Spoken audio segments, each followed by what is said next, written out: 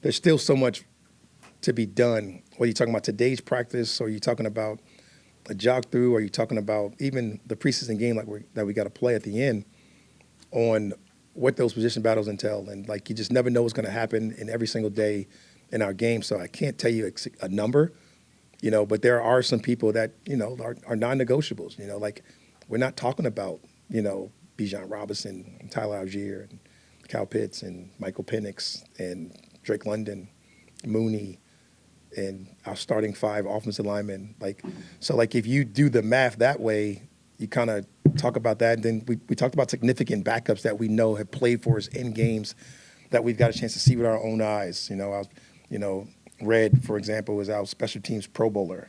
And we know what he can do at the end of games. We have to end him in Tampa. So if you do a little bit of calculation that way, they're not many spots, but they're definitely spots, and they're definitely spots to get on there. And then, today's game is so significant on the practice squad.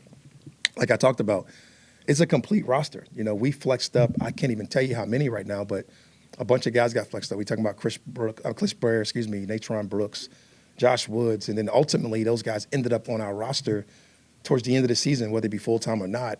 And we have so many opportunities that way that it just matters to be able to keep the best people. So I don't know exactly a number, but I think those practice squads numbers are just as important as the bottom end of the roster because of the new rules that we have to be able to flex people up.